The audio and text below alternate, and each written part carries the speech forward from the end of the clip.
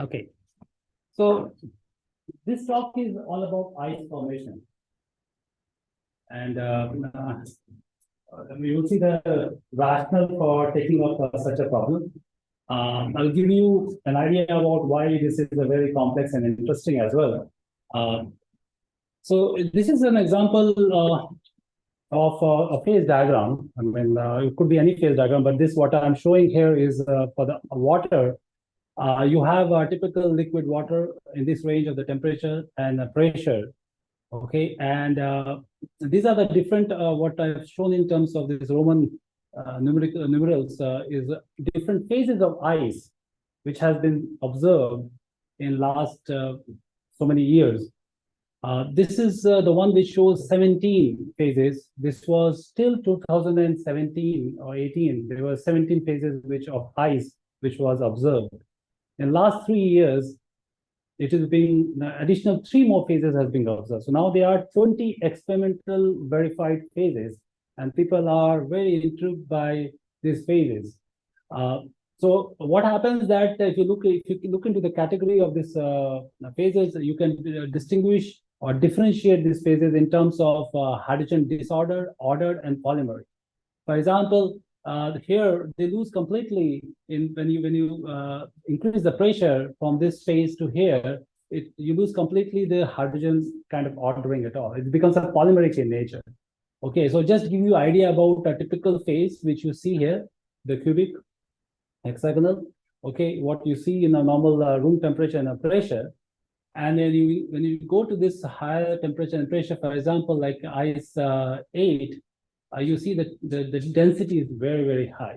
And same goes to ice 10, and you see that this doesn't look at all water. There's no hydrogen bond as such structures, right? Now you might ask this question, why this is relevant? Okay.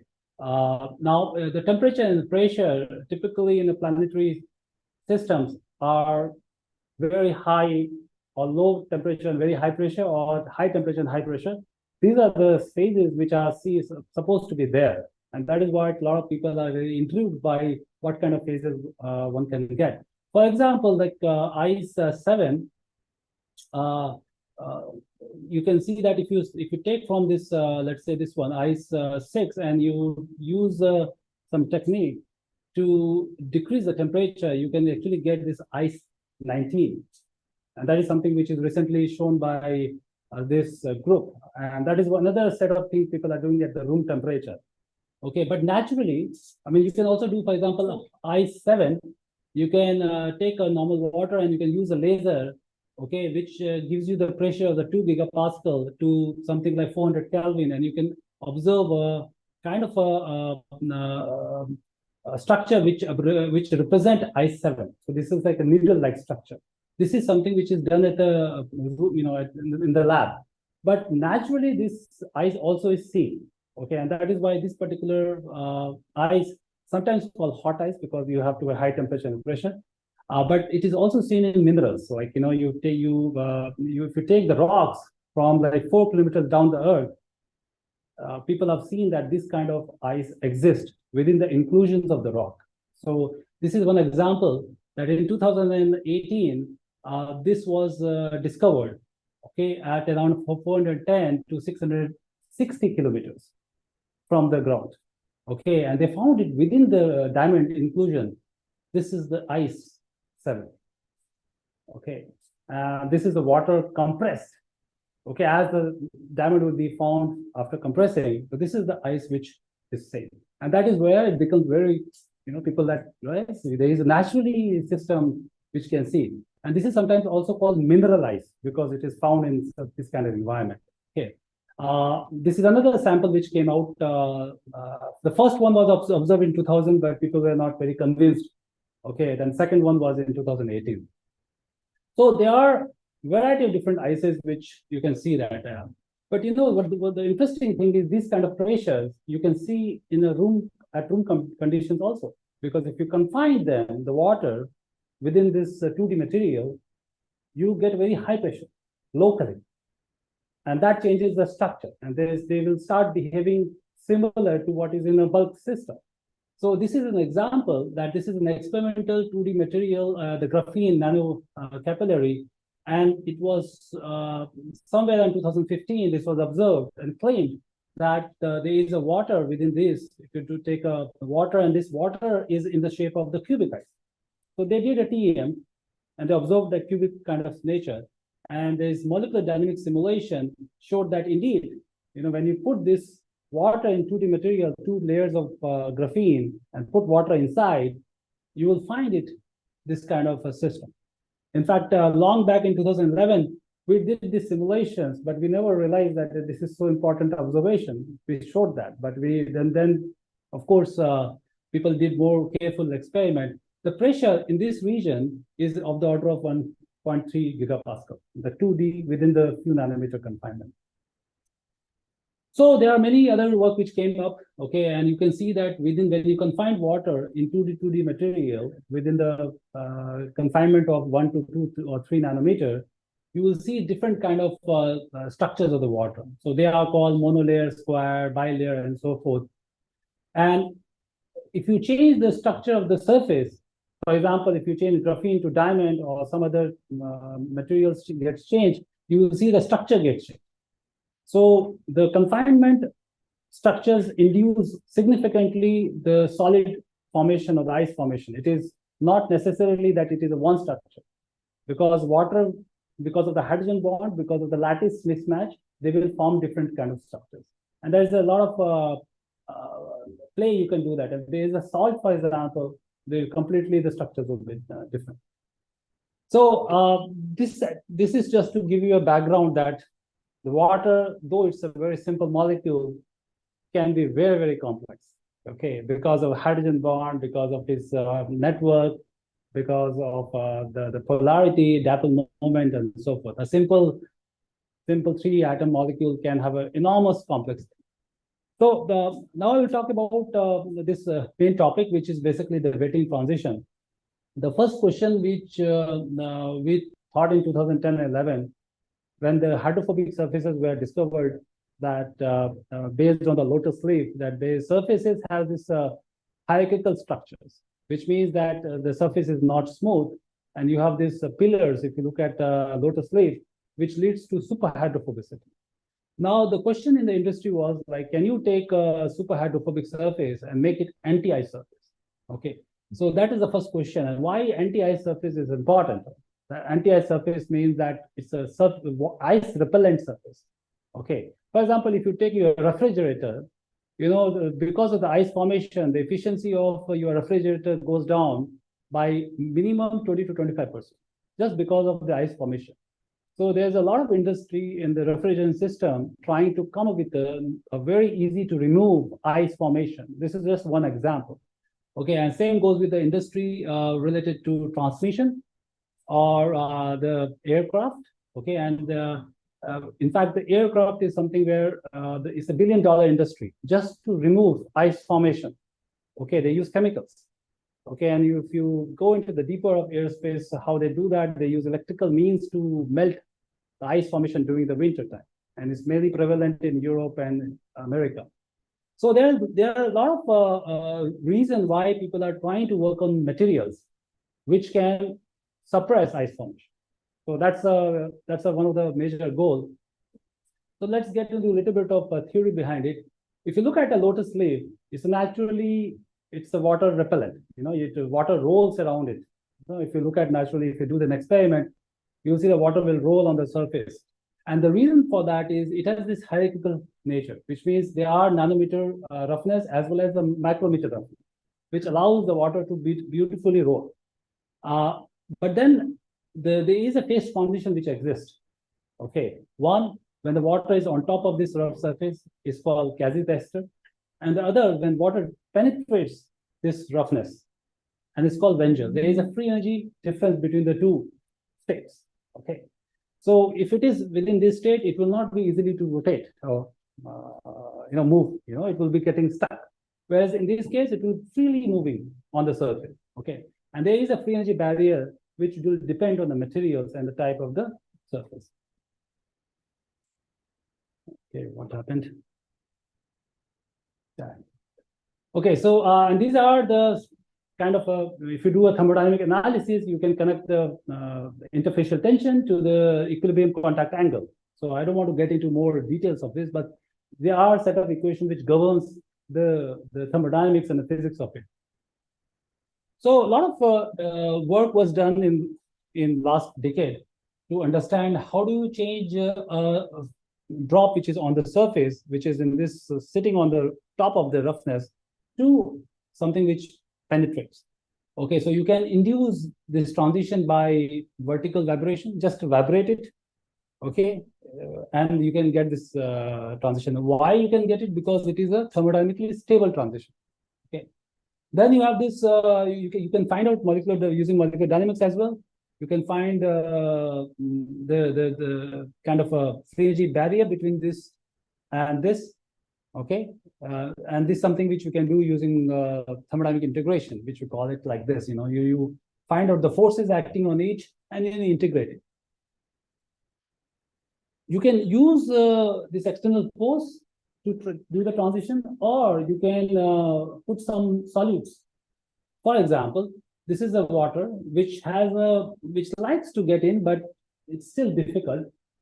But if you put a little bit of ethanol, okay, it loves, you see, immediately it gets into that. And why is that? Because ethanol loves to cover water. It will not penetrate. It will be at the surface. And with that, it pulls, first it enters this grooves, and it pulls the water inside. Okay. So that's what it does. So so you can use external forces to do the transition. You can use impurities to do that. So the question was, which we wanted to address, is can such surface is suitable for repelling ice? In fact, this was the industry in 2012 to 15. Tremendous number of groups were working on this here. All right, so and that's what the first thing which we looked at is some experiments. What are the type of experiments people have done? And that's very surprising. If you look at this ice adhesion, so the question is that you have to design materials which repel water, which means the adhesion should be low, okay, with respect to ice. So the typical test is they do this something called ice adhesion test. Okay, ice adhesion test, this group did that, and they looked into 4 materials. One is super hydrophilic, okay, hydrophilic, hydrophobic, and super hydrophobic. Now, if it is a simple water, you will see, well, adhesion will be the lowest for super hydrophobic. Okay, because they are not in touch with the water, they are just freely moving around, so it should be lowest. And for super hydrophilic, it will be highest. But here, for the case of ice, both these two are equivalent. Both super hydrophobic and super hydrophilic, they have the highest ice adhesion for the same material modified to make it super hydrophobic and super hydrophilic. And that is surprising, that why this super hydrophobic has the same, almost same ice adhesion, and on the contrary, we expected that this will have the highest adhesion, but this is also having the highest adhesion. So this is surprising. So there were further experiments done by another group, and what they did was to look at, this is little messy slides. This is a time delay in getting the ice formation. Okay, so when you take an experiment, do an experiment, put a drop of water, it will convert into ice. Okay, and that depends on the number of contact points on the surface. So, so what this group did is they used many different surfaces, and each surfaces has different roughness. There are different order of roughness on the surface, which is defined by here. So this is a large roughness, more than 10 nanometer roughness. And what they found was that the time delay in nucleation, okay, the amount it takes to nucleate on the surface is proportional to the contact angle. Higher the contact angle of the water on the surface, the more time it takes. For example, if it is 160, it means higher super hydrophobicity. 180 would be like perfect hydrophobicity because it's a complete drop on the surface. It will be taking longer time to nucleate, right? And if it is a complete wetted, it will be like a 0 degree. right?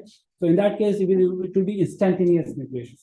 So it was pretty okay that, the delay in nucleation or the time it takes to nucleate is proportional to the contact angle which is formed. But that was for the large, nano rough surfaces. But then there was another set of experiment they did where the roughness was in nanometer, and that is less than 10 nanometer. And there it was quite opposite. For the case of a low contact angle, when that means it's a hydrophilic, they found that the nucleation is quite delayed, and that was puzzle. Okay, and that's why many people came up with a lot of PRLs and trying to understand what is the physics behind it. And this is also we started to understand what's really the cause of it. So basically, the summary of these experiments was that superhydrophobic surface may not necessarily offer the best choice in terms of freezing delay, and nanometer scale smooth surfaces showed much better ice-phobic properties under the present control condition. Okay. So the question was, how does the wetting state affect the nucleation behavior of supercooled water, and can it be well correlated with the work of adhesion? Okay. So here is what we did. We thought that this is an important question to address. So we built a simulation model. So the first important thing is nucleation is a rare event simulation. A typical, if you want to do in the simulation, molecular simulation with all molecular details, it will take minimum 200 nanosecond to, I don't know how many, maybe 1 microsecond, depending on the condition. So it's very, very tricky business. And you may not even get nucleation.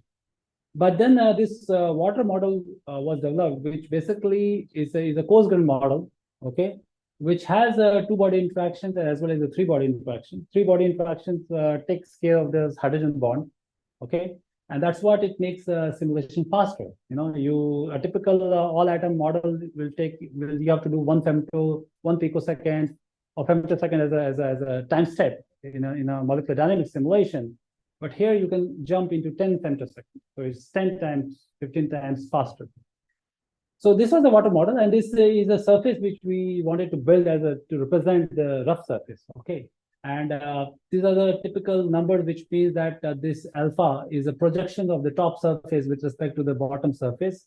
Phi is that area of this vertical surface with respect to the bottom surface, cross-sectional area. And R is the total area, the top one and the vertical surface.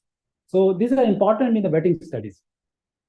Anyway, so the point is that, I don't want to go into too much details of all aspects of it, but I just want to throw important learning from this exercise.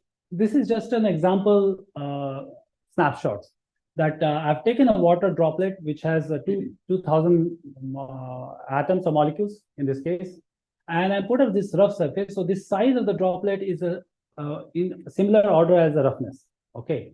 And immediately what in this condition, okay, it wets the surface. It gets into this something called Wengel state completely.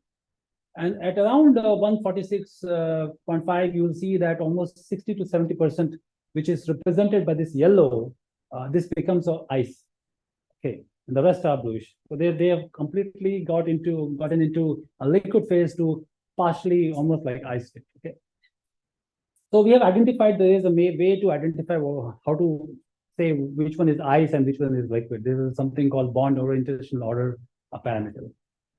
Okay, so what I looked at is when I did this exercise, okay, we started with certain temperature and we reduced the temperature. There's a rate at which the temperature is reduced.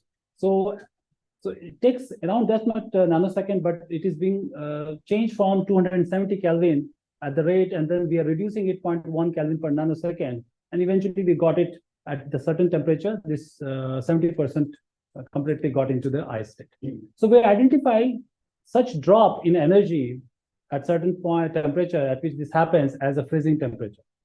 Okay, so if we plot freezing temperature as a function of this pseudo work of adhesion, which is nothing but this contact angle in this form, which was earlier developed by this, a group called, it's there in the Israeli book, but it is actually Young-Douglas equation. You can derive it, but it simply says that it relates the wetting state of the system. So here, there are two plots here, two types of data. One for Cassie-Bester, when I put the drop on the surface where it's not doesn't penetrate, and other one is a Wengel, which when in this case the droplet penetrates the surface.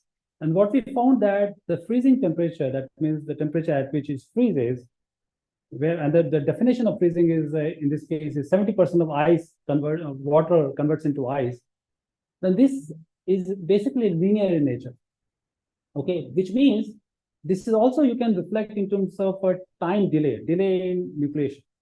Okay, so if you look at one particular freezing temperature, then you clearly can see that if you're measuring the freezing temperature or delay in nucleation, then that's not a good indicator.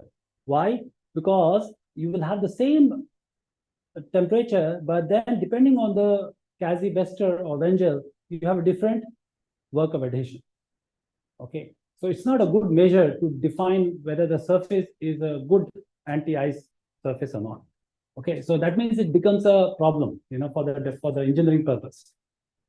But we did not look into the nucleation. That means in this whole exercise, it was mainly as energy based, but there was not concept of a rate of nucleation, okay, which is important. So if you want to get into nucleation, you have to look into two aspects of it. Okay, so what is happening is that liquid phase is, which is a supercooled liquid phase, is an unstable phase. At the condition temperature, you want to get into the stable phase, but it has to overcome a barrier. Okay, so you can define a free energy with respect to two factor. One is of course the surface tension. Other one is the favorable term, and this is an unfavorable term.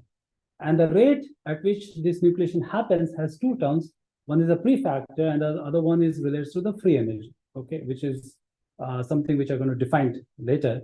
And this one has a density of the liquid from which you start with that. And then this term is called Jaldo-Witch factor, which basically gives you the probability that the cluster which is forming can overcome the barrier. And this F0 plus, which is for attachment rate, a new molecule can get to the cluster. Okay, so that is the attachment rate. So classical nucleation theory relates this free energy of any given cluster into two parts. Okay, one is a favorable part, which is a volume term, and this is the surface term. Okay, so there is a competing effect. Okay, one likes to grow, and then one is trying to suppress the surface tension term. So you can find out the maxima at which what cluster size leads to a minimum in the free energy. And if you do that, you get this expression of the free energy where the cluster size is maximum or critical, we call it, not maximum, critical, at which this free energy term is 0. Okay, and this is what it relates to the N0 star, which is a critical nuclei. And this is the delta mu, which is the chemical potential between the stable phase and the liquid phase, okay, in absolute manner. And these are all related to the volume term, surface tension term, and so forth. Okay. So you can find out this nucleation rate, okay, by using something called Wedekind theory, which essentially relates that finding out the observation of the first largest cluster, first time a cluster of a certain size appears in the simulations or in an experiment. It can be used by that.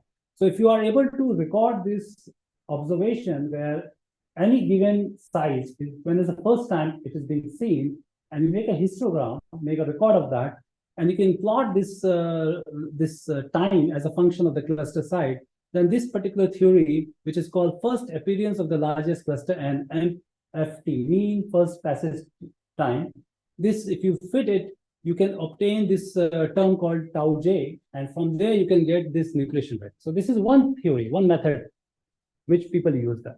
It's a very tricky one, but from a simple perspective, what is the meaning of a critical nuclei? It means that if you have it, it has equal probability to grow and shrink, isn't it? I mean, because it's at the top of it, or the free energy barrier. So there's another method which actually was developed from Carlos Vega's group, okay, in Madrid. So this was called seeding method. So you can take a supercooled liquid, and you can take a size of ice, And now you have to find at that particular temperature whether this is a critical size or not. Okay, so if you take a critical size, it will grow or shrink. Okay, so what you do is you change the sizes so that you get 50% of the runs. So you do, let's say, 100 simulations. 50 simulations should grow the size of the nuclei and 50 should shrink.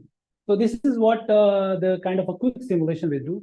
We take a size and try to run simulations, and 50% of the simulation should be growing its simulation size of the nuclei, and 50% should be shrinking it.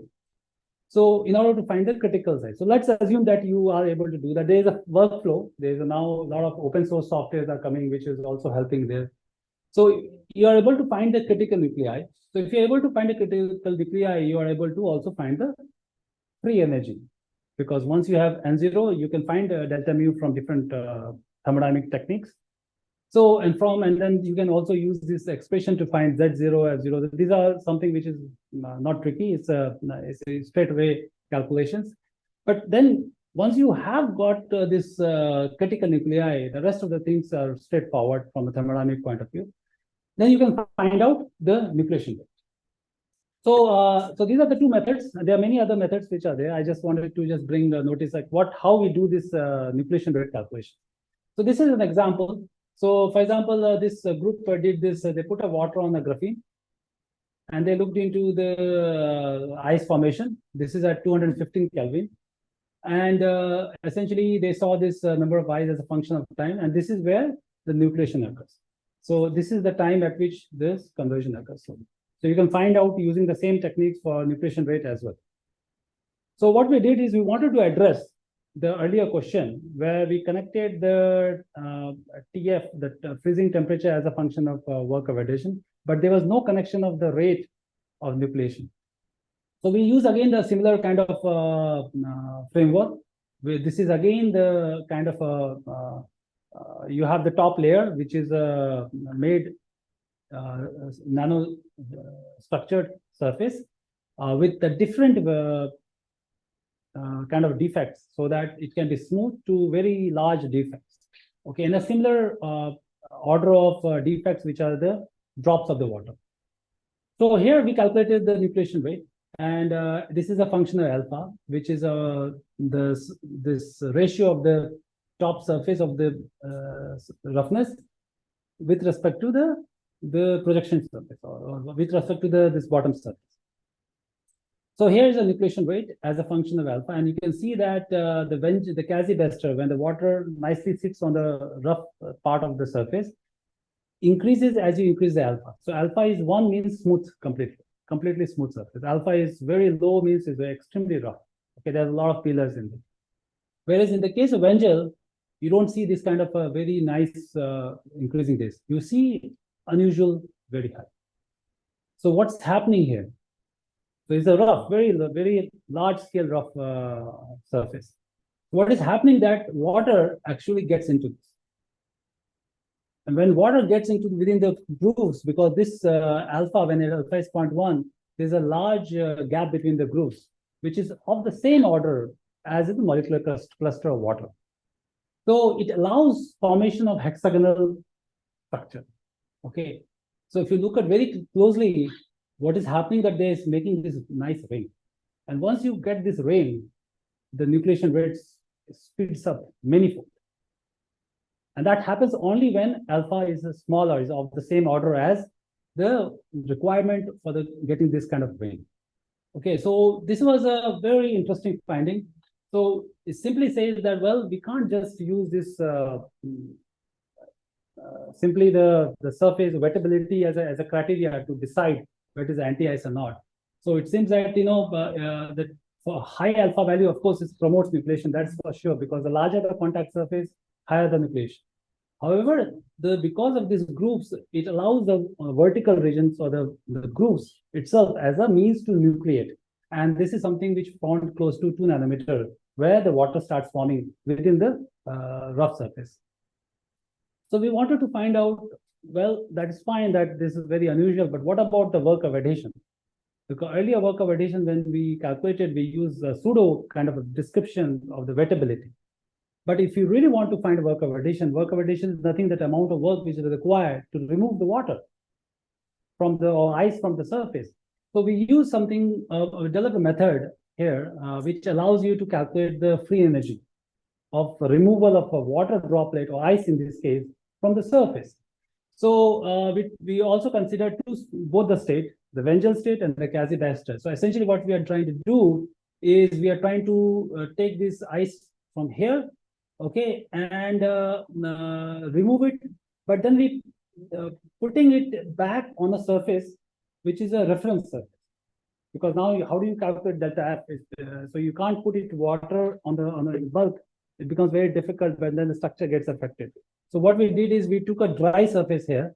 So the idea is basically you essentially you start with this surface, which is the initial state. You take a surface which you really want to use as a reference surface, and you slowly bring it here, pull this here, and you create this kind of final structure.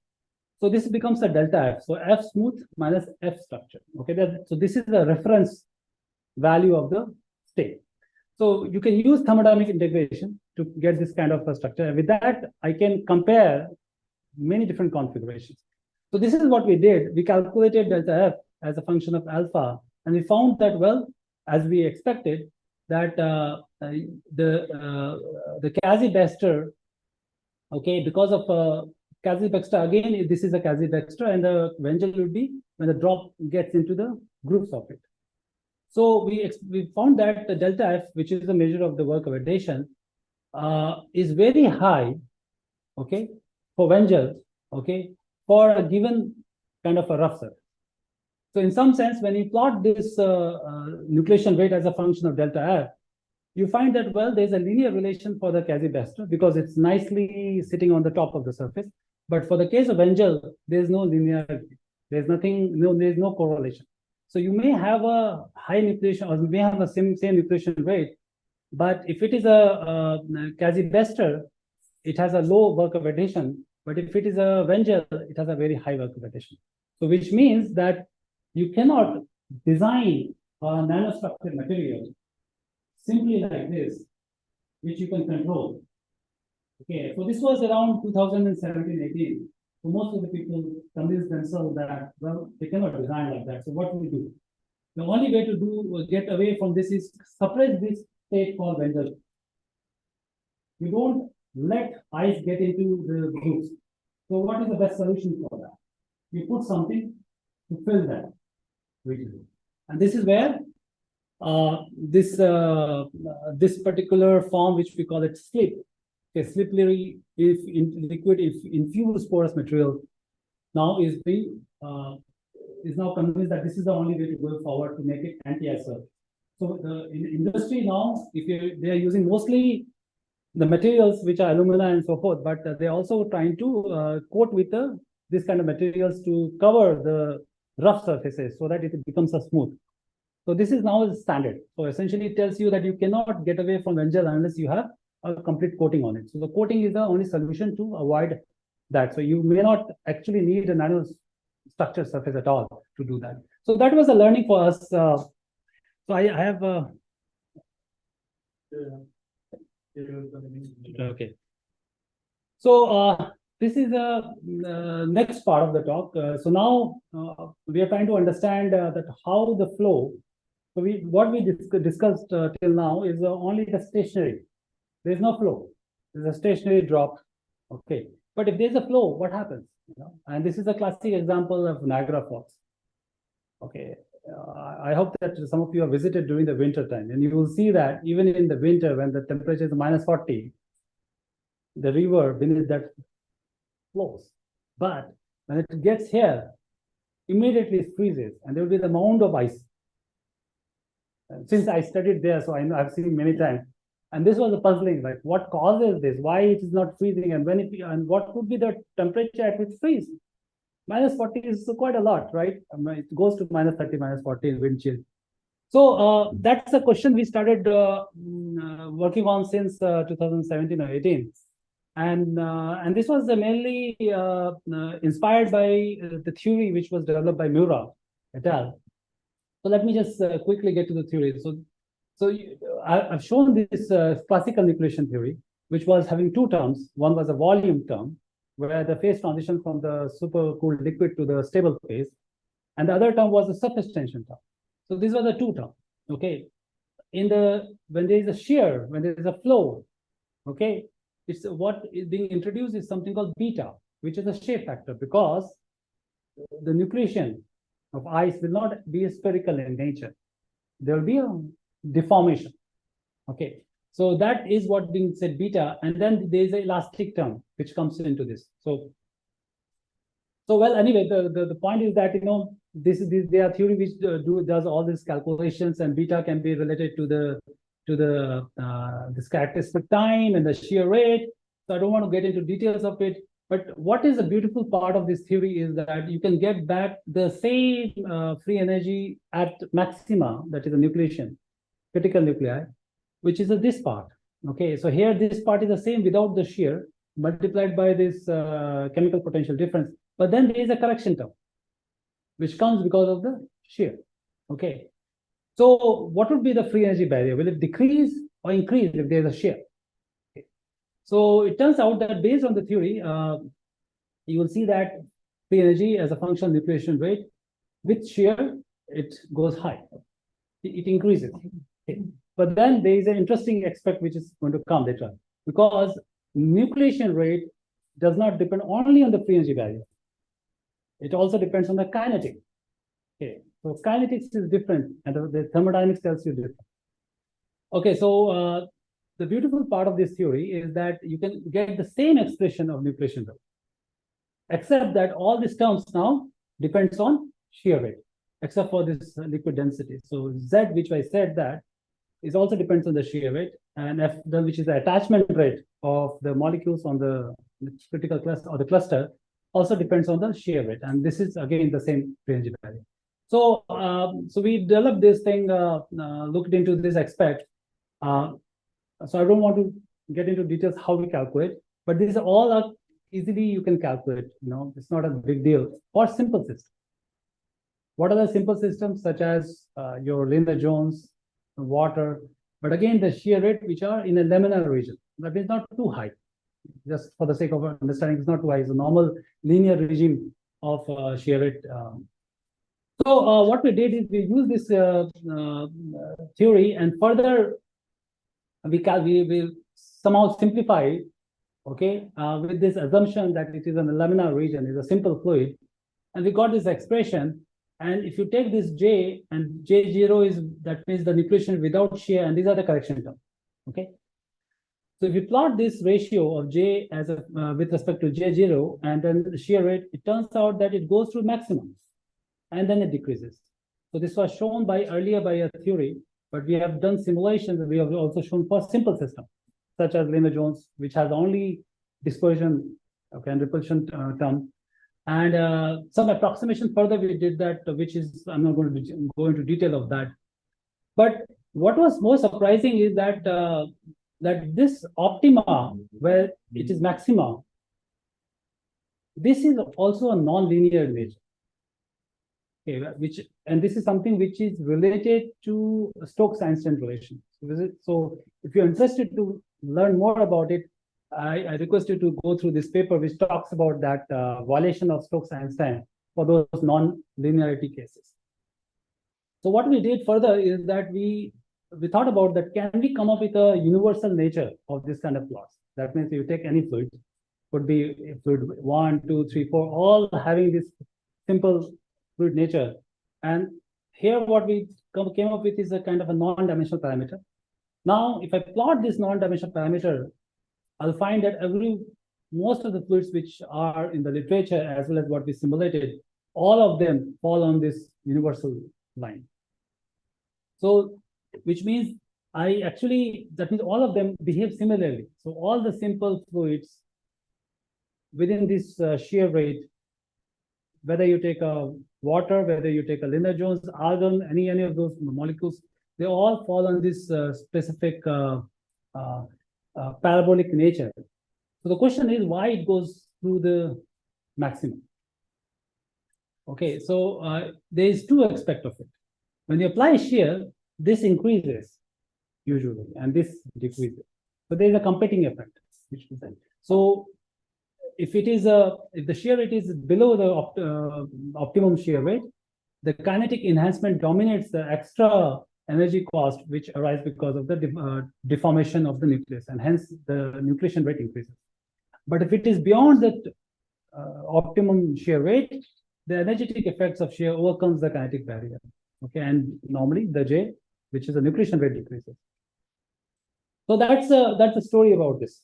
So the question is, how do you want to use it for, what's the real relevance in the industry? So a lot of pharmaceutical industry works on this crystallization aspect of the drugs and so forth. So they use there's a flow all the time. Okay, and you can think of, and that's one of the big challenge for them. So whether this is we can take it to that level, that's a different story, probably yes, or sometime later. But it has relevance, and we are now thinking how to further extend for industrial application. Okay, so the last part, very few, is that we essentially took this learning, and now we are asking this question: can we design molecules which can suppress nucleation or control nucleation? Okay, why this is important? Now, usually, if you look at the problem in cryopreservation, okay, you want to maintain the organs for a long time without affecting their cell structures. So what do? You use solvents such as anti-freezing solvent. Okay, for a lot of naturally occurring insects and fishes survive very low temperature, right? And they have this kind of anti-freeze molecules inside their body, which suppresses the nucleation. So industry is also trying to come up with ways to maintaining the organs, because the number of transplantation has increased over the time and is going to increase further.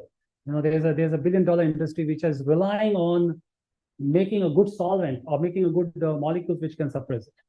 The problem is that when you suppress this by using some additional molecules, so that is called doing the crystallization. But when you heat it up, then there's a serious problem. Why? When you heat it up, then locally the melting occurs, but then the small molecules starts again coalescing. And because of coalescing, because of the Maragoni effect, it start also impacting the cell structure. So it becomes harmful, and hence the life of organs which goes through this process is limited. Cannot use it beyond certain time. So you can increase the number of such molecules, but the problem is that these are the molecules which are used, which have been tried for many years now. Many of them are toxic in nature. So you cannot use the larger concentration, and that becomes a problem. So there's many of the groups are now trying to figure it out, how to come with a new molecules. Okay, so one of the classical molecules is PVA. So PVA is the most potent biomimetic IR, which is a recrystallization to suppress that activity. It's cheap also, and that's why you will see the most of the experiments are done with that. So we wanted to understand, number one is this is the ongoing work, is a very preliminary results which we have got. So I thought to share with you that we are trying to understand how does the concentration impact the nucleation. What about the length of the chain? Okay, what about the hydrophilicity and phobicity? So this is a PVA. So these are the OH group. If it is this is a completely hydrophilic chain, but then if you can convert some of the OH to methyl, and then you can get a hydrophobic also. So there's a variation. So we have considered three different conditions, and then we also looked into the temperature. So we have done the same exercise. We have used the seeding method to calculate the crystal growth. Okay, and so larger the crystal growth, larger the crystal means the nucleation rate is slow. Very small crystal size would mean that it's very fast. That is a critical nuclei. So here, this is the case. I just want you to focus on this because this one graph will tell you the story. This is a critical nuclei as a function of the solute concentration at this 240 Kelvin. Okay, as you increase the concentration, the critical nuclei requires is more. That means the nucleation rate is slow. So these are suppressing the nucleation. But what is more important is that we are considering three types. One is hydrophilic, amphiphilic, and hydrophobic. Now, hydrophobic, which is a orangish one, okay, is much lower as opposed to amphiphilic and hydrophilic as far as this NC is concerned. What does that mean? It means hydrophobic polymer induces, it helps, it allows you to grow faster. The crystallization occurs much faster. Whereas hydrophilic does not. Hydrophilic suppresses, and amphiphilic is in between. And the other thing which you can see from this is there are 4-mers and 8-mers. Now, 4-mers, which is a solid symbol, requires much larger critical nuclei, and empty symbol, which is represented by which present 8-mer, requires a lower critical. So, which means the longer the chain, you need smaller critical nuclei to grow. Okay, that means it promotes nucleation. Smaller the chain, you require a larger one, larger critical nuclei. When it suppresses. So these are the couple of learnings which we have seen. So we also looked into what causes this when you consider hydrophilic, amphiphilic, and hydrophobic. So, well, you can ignore this part, but just look at these structures, which is a snapshot of the simulations. Now, in case of hydrophilic, okay, we are looking at this polymer, okay, and the rest of the structure which you see in cyan and this orangish color is basically nothing but water. So this polymer, around that, we are looking at first solvation shell. So the color which you're seeing by this goldish or orangish color, this is a disordered ring. So number of disordered ring, if it is a high, it will suppress nucleation. Why? Because ice require to grow ice faster, you require perfect templating. Okay, if it is disordered, it takes time to grow.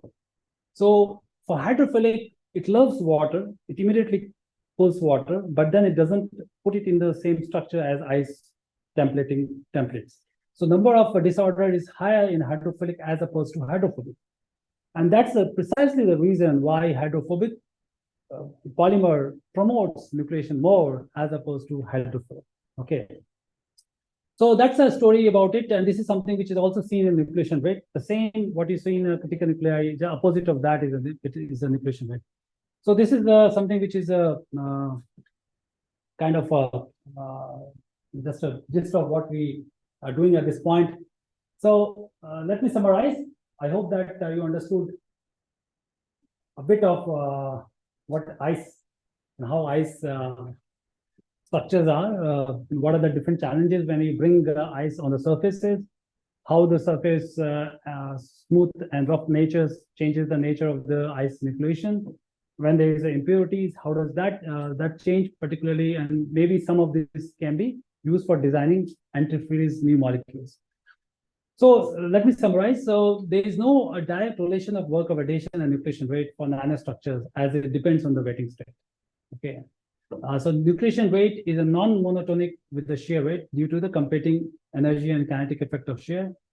That's something which is very profound. Okay, particularly the optimum nucleation rate is related to violation of Stokes-Einstein relation. And we observe that universal corresponding state nucleation rate as a function of reduced shear rate is observed for simple system. So simple system is the shear rate which follows the laminar region. And the amphiphicity of polymeric solute reduces the nucleation rate due to the increased disorder rings around the first solvation shell. So with that, I would like to thank you for this, allowing me to talk and listen to it. I also like to acknowledge the students who did that, all the work. Amrita Goswami mainly worked in the later part of it. She is currently a postdoc in Iceland University. Atunu Metia did the former part of the talk, and he is an assistant professor in one of the IITs in Patna. Mangesh is a current PhD student who did this polymeric work along with Andrila. She just finished her master and now going for industry, and he will be looking for a postdoc position soon. And this work is being funded by DST and SARB. Thank you very much. Thank you, Jayant, for introducing most of us to this type of studies, because particularly in my cases, I know a little out of what we do here. So the stage is open for questions. Any question? Yeah. Yeah. So your molecular simulations use force fields, and to which extent is force field work the same for the different states of ice? So you need to modify the force field, or is kind of the universal one? So the force field, yeah, we don't have to modify, but these force fields are very close-grained. For example, if there's a reaction, so in this case there is no reaction. Okay, and this is very generic force field. It is not that you can take it and put it into some aerosol formation where there are some nuclei forming with the biomolecules. So this kind of force field may not exist, may not work in those conditions. So this is a very generic force field which captures the melting point and the maximum density. But because it loses the structure, and there's a three-body effect which is only within the water molecule. So if you consider another, let's say, surface which makes a hydrogen bond with this water molecule, then this force field will miss that. So you have to refine the model of the surface to capture it. So it's very limited, and that's where a lot of people now are trying to do ab initio more, and using the ab initio trying to refine the models. Ab initio simulations. Yeah. Thank you. Very nice. Congratulations. I really enjoyed the presentation. Thank you. Dave, I wanted to ask you about this image where you showed the formation of the crystal between graphene layers. So the question is related to with micron spaces, there are physical phenomena that also emerge, like gravitation, right? Right. And I wanted you to comment on that. So do you think this is being considered in this kind of studies, or how people are looking at this? Yeah, it's a very good question. Very good question. I personally don't think that they are looking into when it comes to the structure analysis. When they're doing the simulations, they are not looking into those aspects.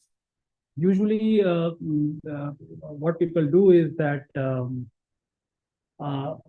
they will either use a reservoir where the water is there, and they try to get in the water within the pores and let it equilibrate. But it will take longer time, and thus usually what they do is they try to insert the particles so that the chemical potential is same at the reservoir, and then they get these kind of structures at that supercooled condition. But looking into the cavitation, other aspect of it, that I don't see that people are looking at it. But it's a very interesting question. Thanks. Yeah. This is what I've been looking for.